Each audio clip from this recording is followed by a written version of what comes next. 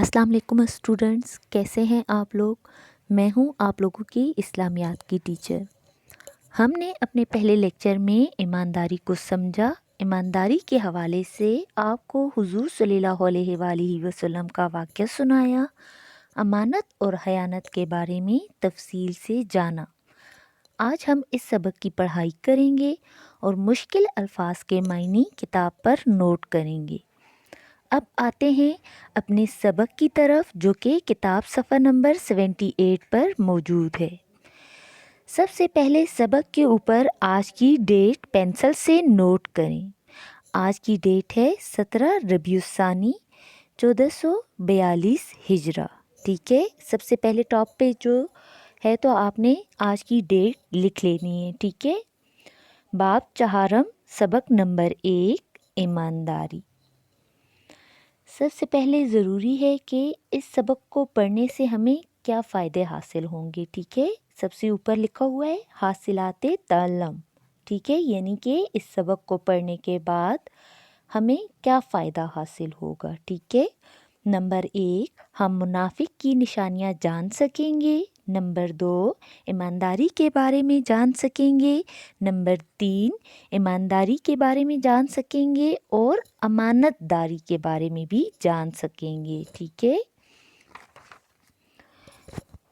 اب آتے ہیں ہم سبق کی طرف۔ ٹھیک ہے، نیچے آپ کو جیسے نظر آ رہا ہے لکھا ہوا ہے مفہوم۔ مفہوم کا مطلب ہے تشریح۔ ٹھیک ہے، ایمانداری کا مطلب یہ ہے کہ مسلمان ہر شخص کے ساتھ معاملہ اپنے ایمان کی روشنی میں کرے، یعنی اس کی طرف سے اس معاملے میں کوئی دھوکہ شامل نہ ہو۔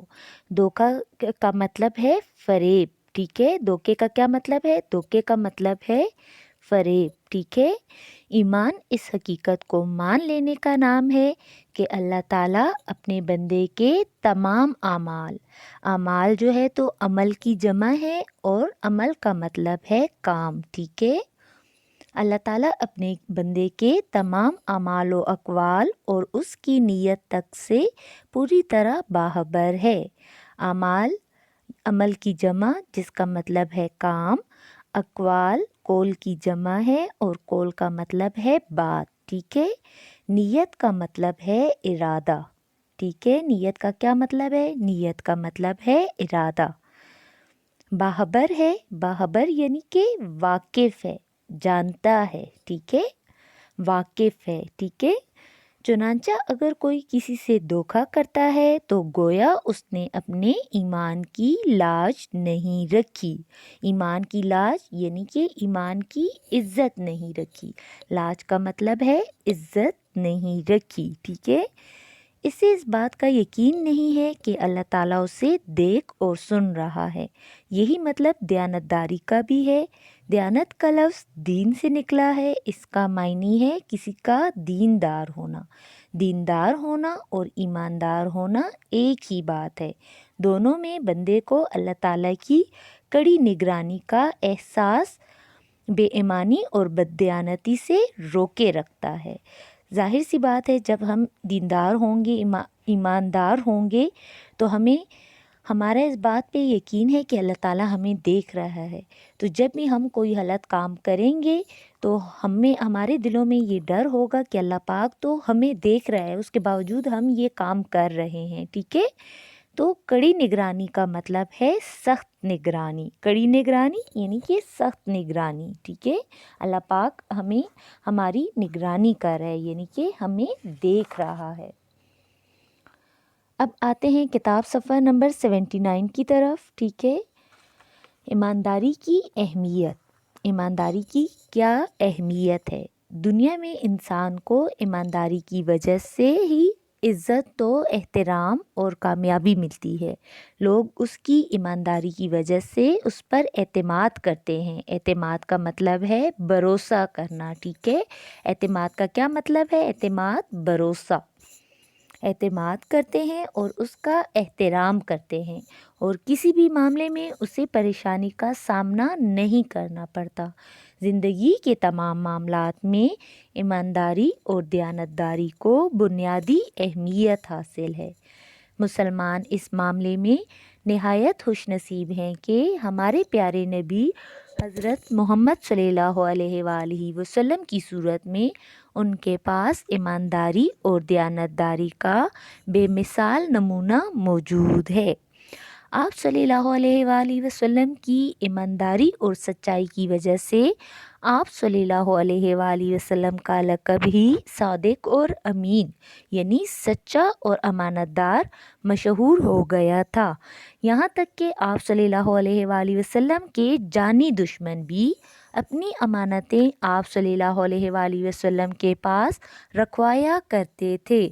جانی دشمن کا مطلب ہے جان کا دشمن، ٹھیک ہے، یعنی کہ جو کافر اور مشرکین لوگ تھے وہ آپ صلی اللہ علیہ وآلہ وسلم کے جان کے دشمن ہو گئے تھے، ٹھیک ہے۔ ہجرت کی رات جب آپ صلی اللہ علیہ وآلہ وسلم کی جان کو مشرکین اور کفار مکہ کی طرف سے سخت خطرہ تھا۔ ہجرت کا مطلب ہے وطن چھوڑنا۔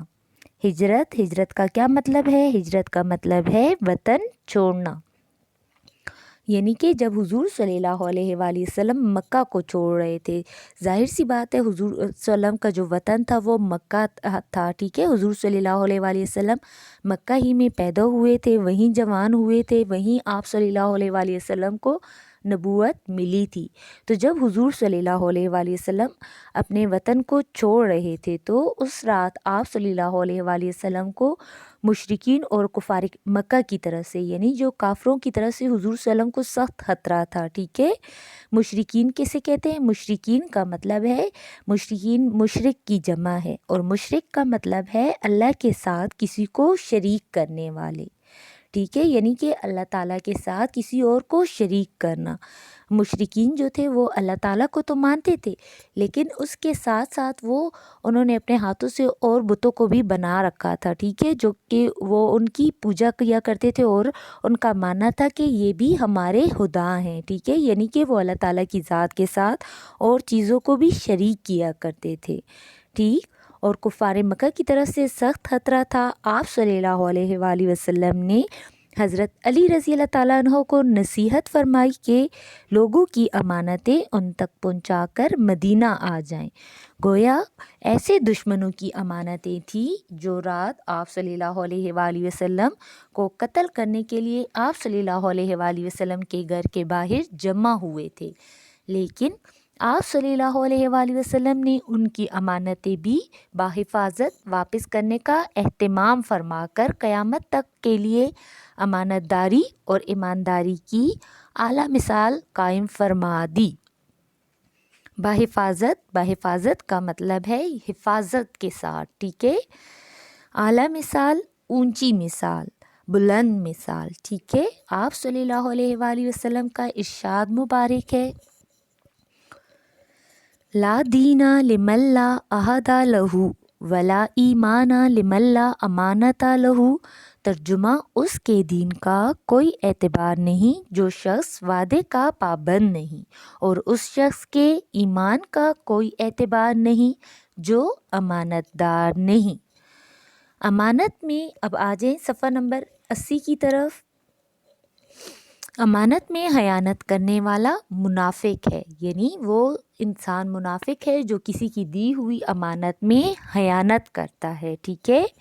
خیانت کرنے سے کیا مراد ہے؟ یعنی کہ کوئی انسان ہمیں جب کوئی چیز دیتا ہے تو اس میں سے اس چیز کو ہم سارا یا تھوڑا سا نکال کے اپنے استعمال میں لے آئیں، ٹھیک ہے، تو یہ کیا کہلاتا ہے؟ یہ امانت میں خیانت کہلاتا ہے۔ حضرت محمد صلی اللہ علیہ وآلہ وسلم کا ارشاد ہے، آیت المنافق ثلاث اذا حدث کذب۔ آیت المنافق ثلاث یعنی منافق کی 3 نشانیاں ہیں، ٹھیک ہے۔ اذا حدث کذب، جب بات کرتا ہے تو جھوٹ بولتا ہے۔ واذا وعد اخلف، جب وعدہ کرتا ہے تو اسے پورا نہیں کرتا۔ واذا اؤتمن خان، اور جب اس کے پاس امانت رکھوائی جائے تو وہ اس میں خیانت کرتا ہے۔ یہ تھا ہمارا آج کا سبق. یقیناً آپ لوگوں کو اچھے سے سمجھ آ گیا ہوگا. آپ نے سبق کو اچھے سے پڑھنا ہے تاکہ آپ لوگوں کو ٹھیک سے سمجھ آ جائے. ٹھیک ہے، اپنا خیال رکھیے گا. اللہ حافظ.